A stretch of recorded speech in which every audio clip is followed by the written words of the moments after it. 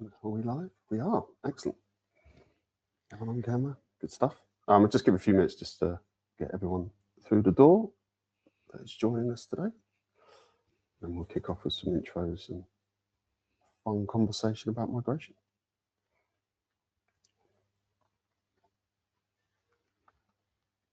Check on the numbers. Just waiting for the nod.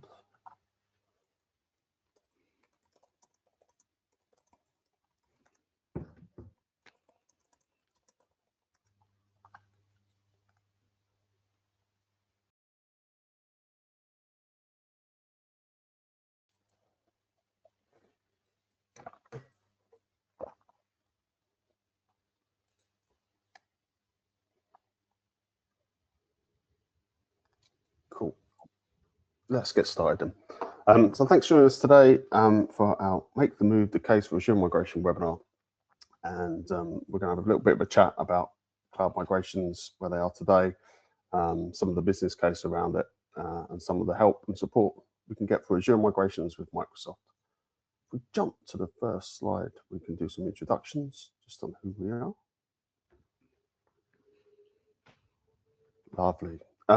So we are three people facing the same direction, and my name is Alex Smith, and I'm the director of our cloud solutions team, so looking after all of our public cloud services at Telefónica Tech.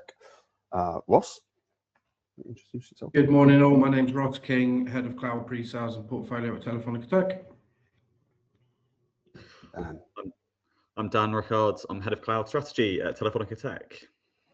So hopefully we know a little bit about the subject matter and can talk through cloud migrations. We jump to the next slide. There's just a few housekeeping bits and pieces for the webinar itself. So you do receive a copy of all of the slides afterwards.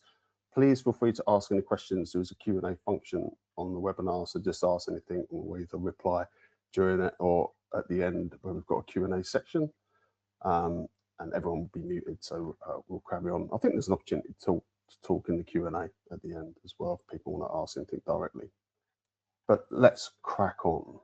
Next slide. So just, what we're going to talk about today. So we'll just have a little bit of an overview. The focus for this session, this is part of a series we're doing in terms of content around migrations. This one's going to be focused more around the business case and just thinking about migrations in terms of where to start, what to consider today. We'll have a little bit of a chat around the Microsoft support that's available, and then a bit of discussion about what comes afterwards. So we're looking at the sort of broader picture of migrations today, and then there'll be follow-up sessions to look out for in terms of additional content and more detail in terms of the migration process and the tools and technology that go with it. But let's jump into the next slide and get into it. So I suppose a bit of context and a bit of positioning for myself. Migrations have been going on for a long time. I think most of us that have been around in the industry for a while remember the gold rush of cloud migrations, where everyone was throwing everything lift and shift into cloud as quickly as possible.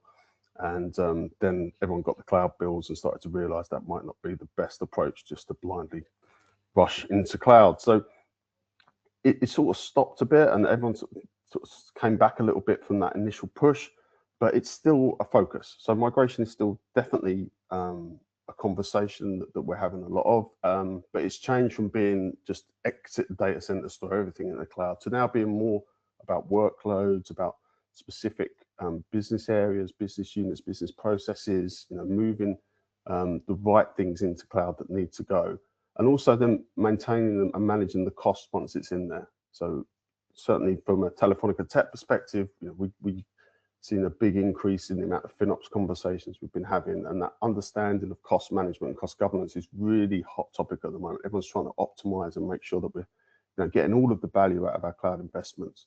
So balancing these two things is a really key part of the consideration for how you move to cloud and how you adopt cloud.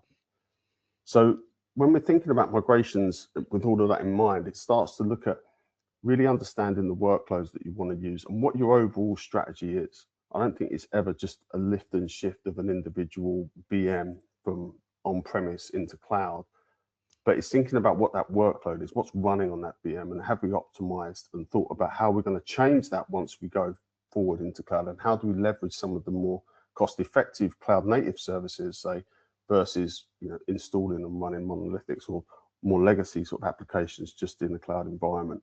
So that holistic approach that takes application modernization alongside cloud infrastructure migration and then wrapping that with things like FinOps to do cost management is that holistic approach. And that's kind of what we've been advocating for, and how we position our services is to kind of take customers on that journey and bring a complete story of not just a lift and shift migration or a move to cloud, but an adoption journey that helps you think about the initial business case, how we go through that move, and then how we do that modernization and optimization to really get the value out of every single penny that you invest in cloud. So just help us frame that, I'm going to hand over to Dan, who's going to talk a bit about the consultancy side of how you think about the business case.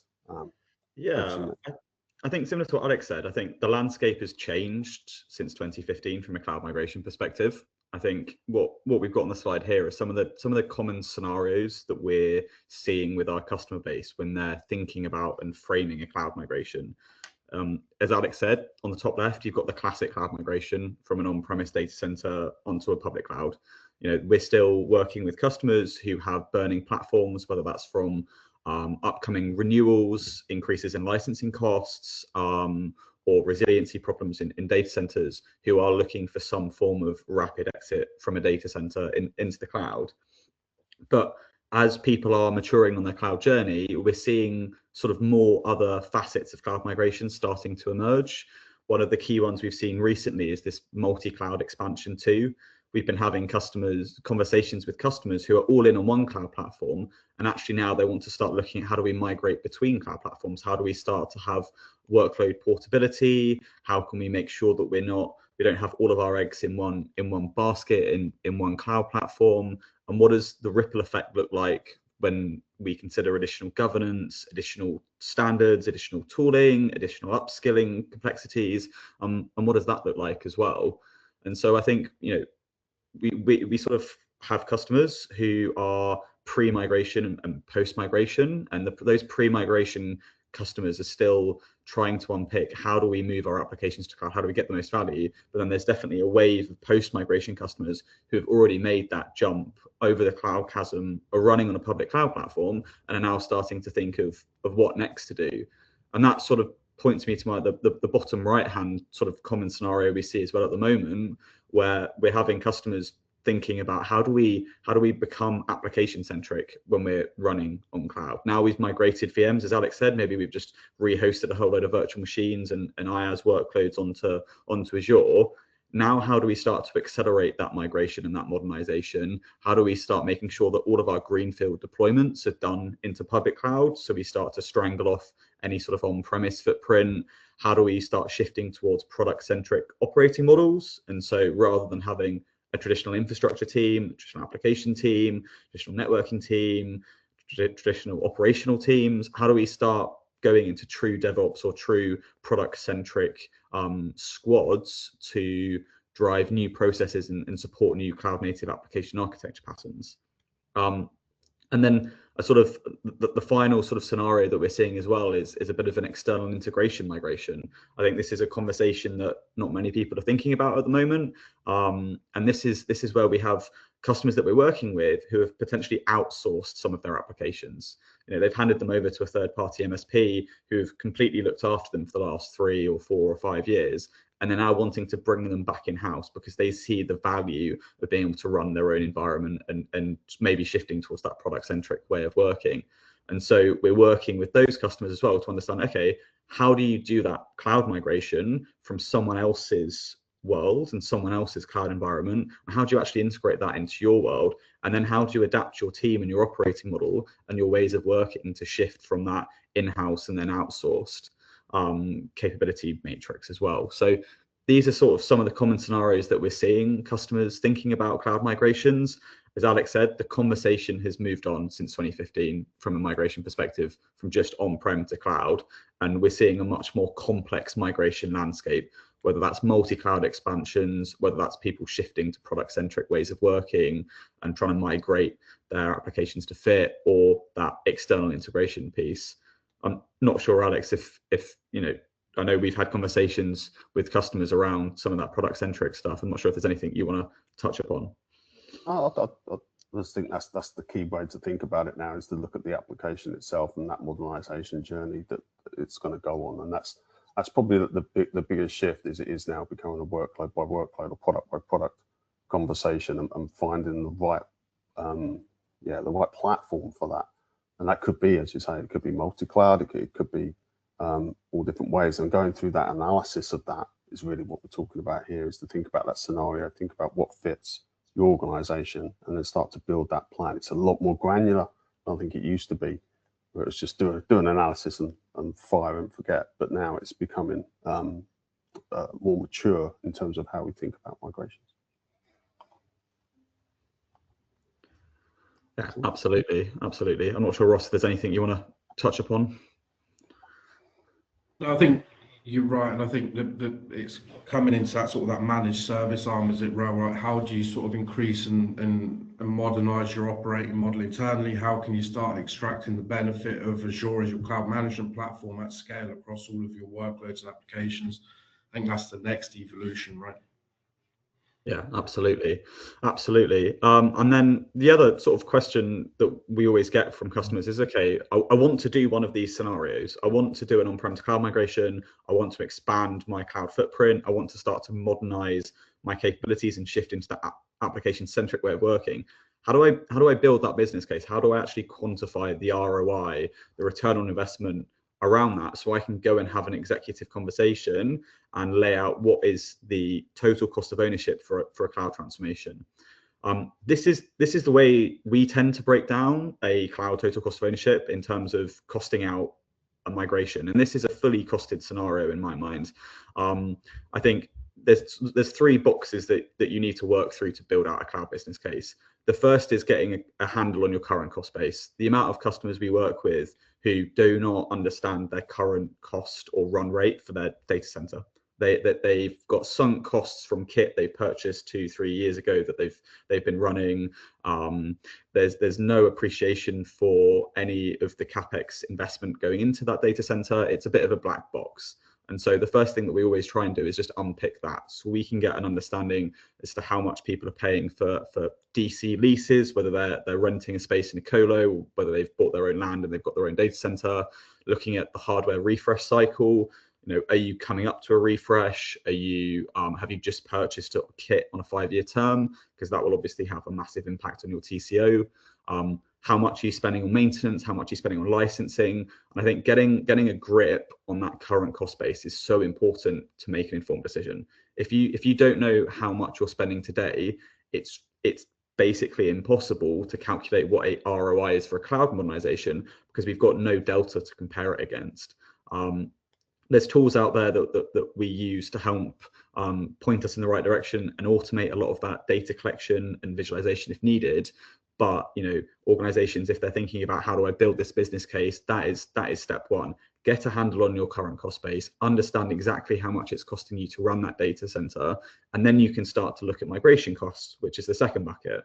And for me, that migration cost then covers everything from the dual running period of that migration. So yes, we're going to start extracting applications out of the data center, putting them into the public cloud. However, you're going to hit dual running costs in that scenario, because you'll be spinning up workloads in cloud via OpEx, you'll be paying on a pay-as-you-go basis, but you'll still have the sunk CapEx cost of your data center. You've already paid for that, you're maybe depreciating it over a 5-year period, you can't escape from that cost. And so you need to factor in dual running costs, you need to look at the complexity and the treatment of those applications. Sort of, as Alex said earlier, if you're just going to do a mass rehost, that can be incredibly automated now, and you can do that in an accelerated manner with tools.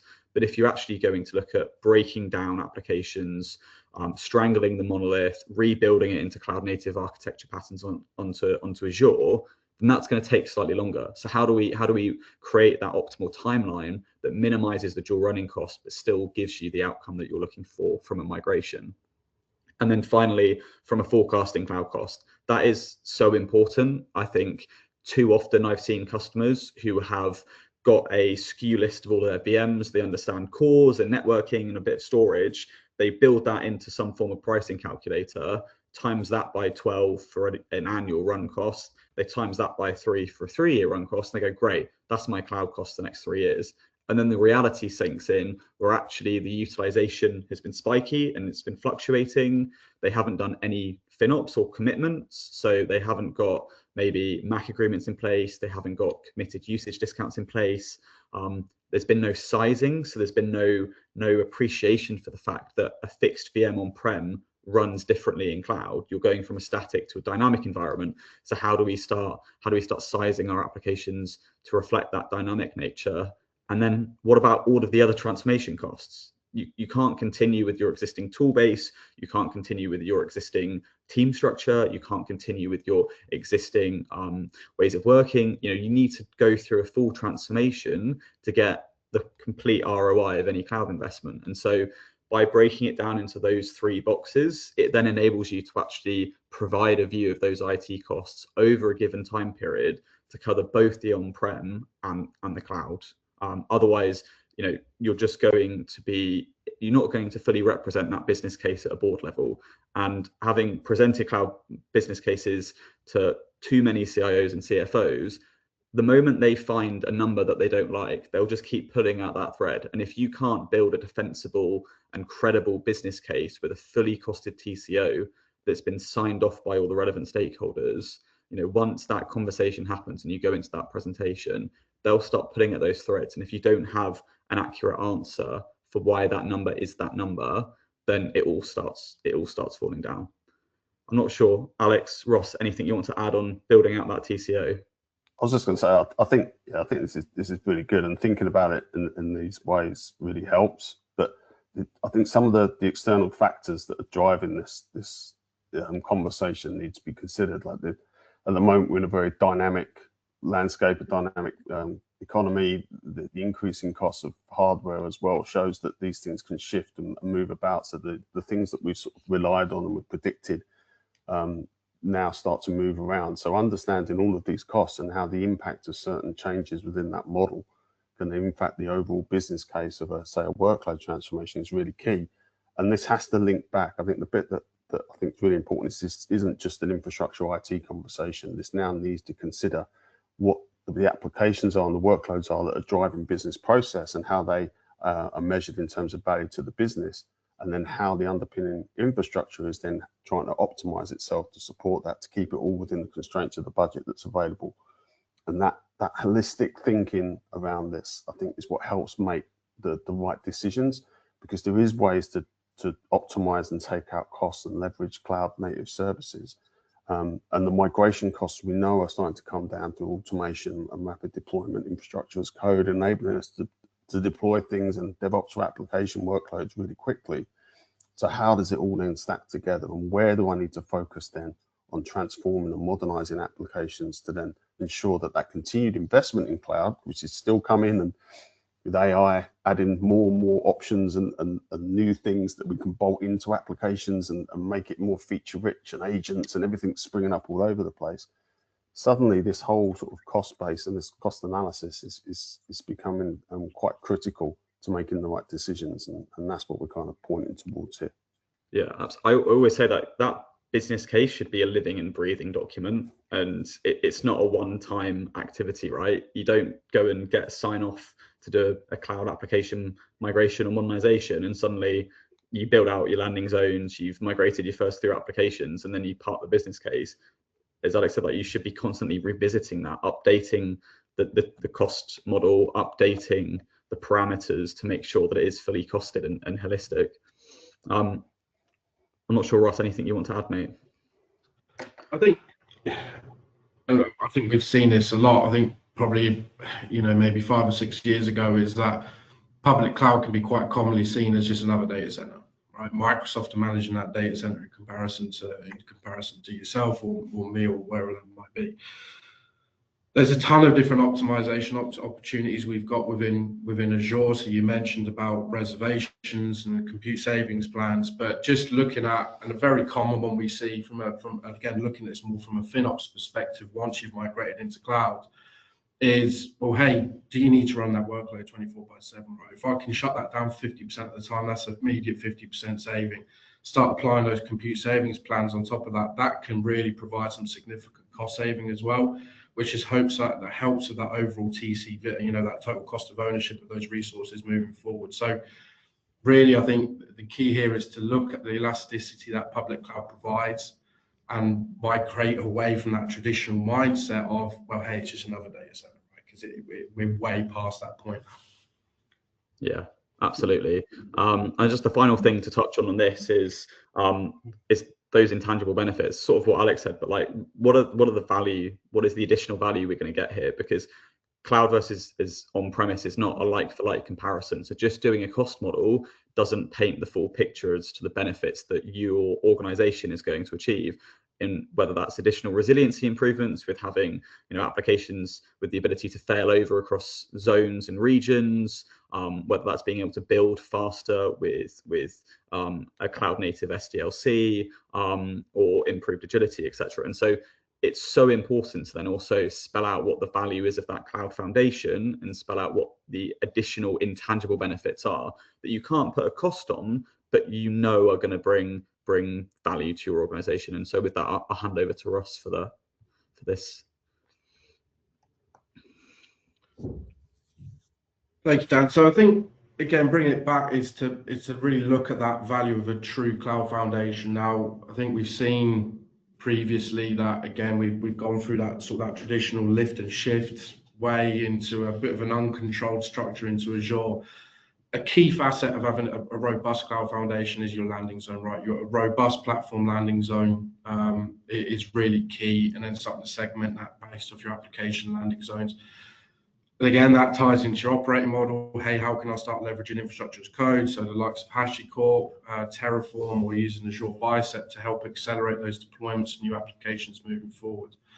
Now, I think where we're seeing businesses really start to exploit the value of clouds, and I can't talk anything IT nowadays without mentioning AI, it enables a true readiness for AI, right, at a scale that we just haven't seen before. So, I mean, as a great example of this, right, we can go into Azure, we can deploy an AI Foundry within seconds, and that gives you a really flexible AI capability, start including that with MCP and agents to really exploit the value of AI. And you can do that at scale and at control. And again, that's building that agility with your applications, right? We're seeing, I know there is value with AI, right? But I think that's gathered at different paces. So I think with certain applications, there might be more value of having, leveraging that AI capability as well. And we've got cloud native workloads as well. So if I look at your traditional monolithic applications, that might consist of a big SQL instance with some web applications on the front. Well, yes, we can lift and shift, but let's look at how we can start to break down that monolithic application. Now start using containerized workloads. I start looking at Azure Kubernetes service to help you, reduce your costs, because I'm running that in a microservice architecture level, but also then increase and provide such a drastic level of flexibility that you'd never be able to achieve on premise. I think nowadays, data sovereignty is a huge topic, right, on top of everyone's minds. We've got the big cloud acts from the big hyperscalers, and that adds a great level of protection in terms of what requests can be made across that data. Now with data sovereignty, again, if we're looking at UK South and UK West, we've got real tight control in terms of where that data resides, both from your Azure tenant level, but also from your subscription and metadata level. Microsoft are adding a lot more to this from a data sovereignty perspective to ensure that your data stays where it needs to stay, but also add enhanced compliance initiatives on top of that, which again, leveraging your cloud management platform, helps you have total control of your data ownership and your data processing, which is really, really important. Now, I think underpinning all of this is security, right? We can't talk about any Azure migration or any Azure workload or application without security at the core of that conversation. Azure opens you up to a plethora of security tooling with the Defender suite. I can't list all the Defender suites because I'll be here for many, many hours running through each individual one, but it provides you a really comprehensive security portfolio across your estate. And that is moving away from the traditional antiviruses into your sort of SIEM, your SOC, your XDR capabilities to really apply a robust security boundary and apply really a fortress across your applications and workloads, which is really important. I I think as well is, and I think Dan's mentioned this as well previously, is looking at that operating model. Hey, I might have leveraged vCenter and I might have leveraged several different applications as part of that management with an ITSM play. Azure natively opens up with a load of APIs to help you provide a truly automated experience and automated management platform. So we refer that to a cloud management platform. As built upon Azure, you can start building out some really cool advanced automations, again with some sort of AI, with some agentic capability as well, to look at issues and, you know, bringing into that and looking at AI ops and observability to look at issues, resolve these issues before they become an issue. That ultimately increases your total business resiliency, which I think is really, really important. And again, a key facet of cloud and the value of that cloud foundation that you wouldn't have traditionally on premise. And again, just to wrap up, I think we talk around that financial efficiency. We see a lot of lift and shift from IaaS to IaaS, from a big D, E, and M series VMs in Azure. It's looking at how we can leverage it as a flexible public cloud capability in comparison to an extension of a data center. I mentioned it previously. My workloads don't need to run 24/7. Shut them down, use automation and shut them down and bring them back up. How we can start using savings plans, commitment discounts, etc. There's a lot of levers you can pull within Azure to help reduce that overall TCO, whilst also providing an increased sort of business value as well. So there's a lot of real strong value in having a robust cloud foundation, and that's really critical, right? And that's enabled by that robust platform landing zone, application landing zone to help your business scale with agility. I don't know, Alex, Dan, if there's anything else to add to that.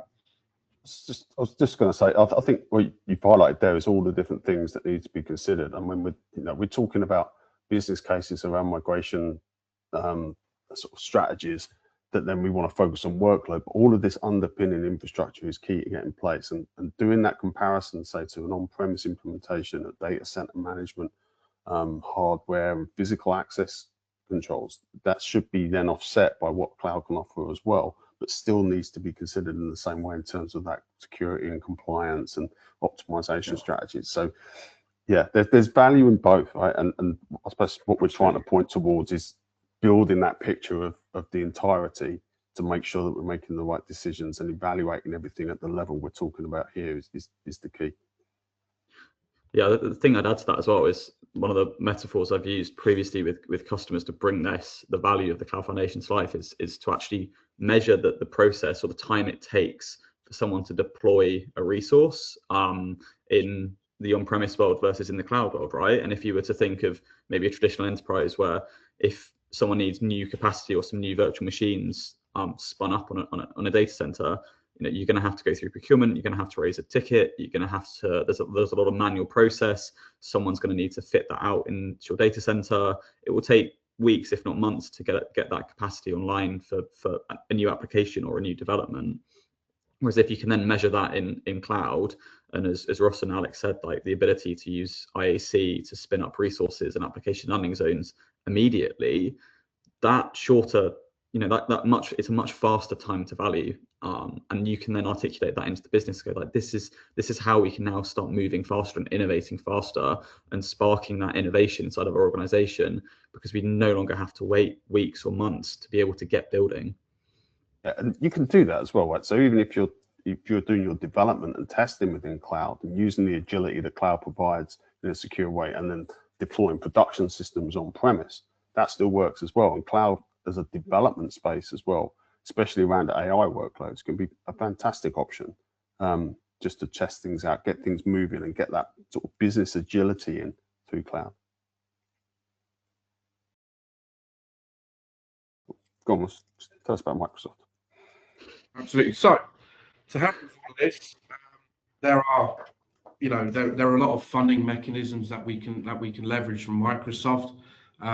So as part of, we're a strong partner with Microsoft. We have access to a raft of tooling. I'm not going to go into too much detail. That's for the second webinar, so keep an eye out for that. But we look at things like Dr. Migrate, Azure Assessment, really, really strong tools. Again, it's laced with AI to help with that discovery, to help enhance that discovery, help you with that initial assessment, and that ultimately help you with that migration as well. How we can start to automate that migration from on-premise into cloud.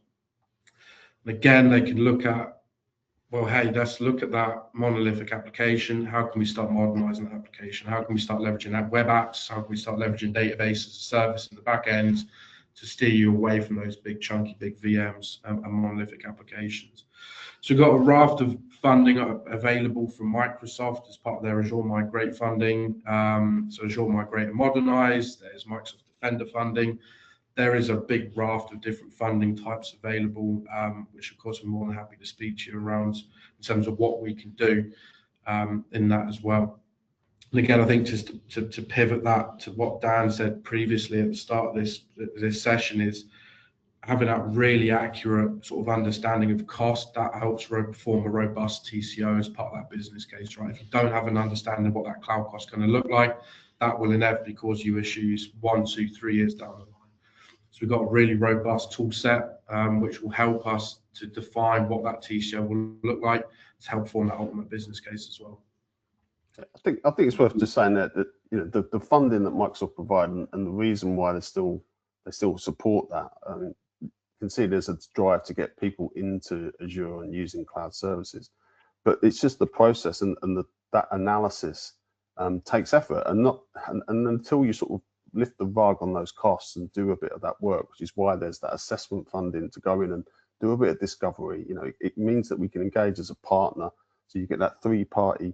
You know, yourselves as the customer, Microsoft as the hyperscaler, and us as the partner. There's a bit of funding available just to do that initial piece of analysis and get someone like Dan's team in to come and do that piece of business case development and just build a picture of the TCO and the opportunity. And that then opens the door to understand which is the right path. And it might not always be the right path to move to cloud, but once we do understand that is the trajectory that works, then there's additional funding to help with that migration, help ease the cost that it takes to do that onboarding and bringing that migration cost down. So it's a fantastic opportunity for customers out there. If you haven't leveraged some of that funding, just go for it, have a chat to us, and we can position all of these pieces in it and just start to get that discovery and that conversation moving. Yeah, that's my pitch. Amazing. And then I guess the question is then, so what? Like now what? I've migrated. What do I do next? And I think this sort of comes on to that point I made earlier, that there's almost two types of organizations. There's the organizations that went with that big bang migration in 2015 to 2020. They joined that migration gold rush and rehosted everything. And then there's those organizations who maybe didn't want that first mover advantage, wanted to see what the best approach to a cloud migration was, and are now starting to look at how do they rebuild applications onto cloud. And so this is a classic question we always get asked, is just like, okay, I've got a whole load of resources on Azure, I've migrated some of my workloads, like now what do I start thinking about? And so I'm not sure, Alex, where would you start from a now what perspective? What would be your key priority post migration? Yeah, I think if we look at a lot of the research and a conversation I had with Gartner recently, was talking about what is the top conversation that happens, and it is about cost control and bringing down spend, and that's a really difficult conversation if you're not thinking about things in that holistic manner and looking at all of these different aspects, because you start to get that cloud bill. You want to bring the cloud bill down, but if you can't attribute it back to the value that investment's bringing, then it becomes a very difficult conversation. You're almost being forced to kind of reduce down cloud spend without really understanding, what it's driving and articulating the value. And that's a lot of what we do around FinOps, is to kind of attribute back, the cost of each sort of transaction, of each workload back to an application, to business, and then help build that picture of where investment's going. But then also application modernization to take those steps to actually simplify and modernize onto cloud native platforms that also achieves that goal. So it's about still having that agility, but also keep developing value, because the one thing that does happen, and the one statistic that still is also true, is that cloud spend continues to increase. I think that the whole market still develops at a rate of around 20% per year, and that's because the investment is still going into cloud, developing new applications, especially in the AI world where application development is starting to almost become automated, is that being able to develop new products and services and application workloads is becoming quicker and easier and faster. Therefore, you want to put that into cloud and start leveraging the agility that gives you as a platform. So all the things we're talking about there, about platform engineering and creating that cloud management platform foundation, helps you then be able to deploy things quickly, bring new things to market, stay ahead of the competition, and start to really exploit the value of that cloud investment, because it will still go up, but you want to be able to showcase and justify back to the leadership teams that you're doing it in a very well governed and correct way. And that's, I guess, what the total picture is all about. Dan, boss, tell me I'm wrong if you want.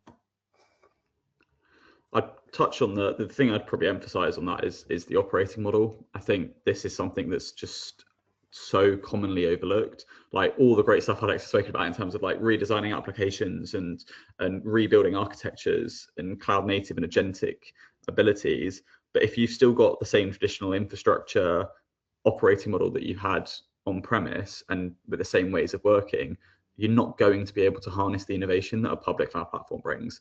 I always think of a cloud platform as it's code, it's automation, it's this treasure box of all of these building blocks of technologies that you can use to innovate, to spark innovation, to fortify your operations, and to secure yourself. But yet, if you don't fundamentally redesign the way that you work, to embed new skills, to embed new tools, to embed new governance and new process, you know, it's going to be a wasted ROI. And we've got customers and we've worked with customers where they've still got the same ways of working, and yet they still encounter, and unsurprisingly, they encounter the same pains they had on prem as they do on cloud. And so to actually unlock that post-migration world and get the full benefit of public cloud platform, for me, like that is always my number one question that I ask customers, like, what have you done to adapt your operating model to suit cloud? And if the answer is sort of a bit of an awkward silence, then it's then doesn't surprise me if they're experiencing pain.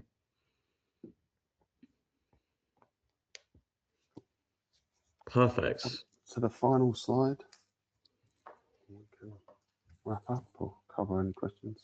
So just in terms of sort of next steps, there is a QR code on the screen. If you scan that, amazing things will happen, and that should hopefully get you connected with someone in our team that can help follow up.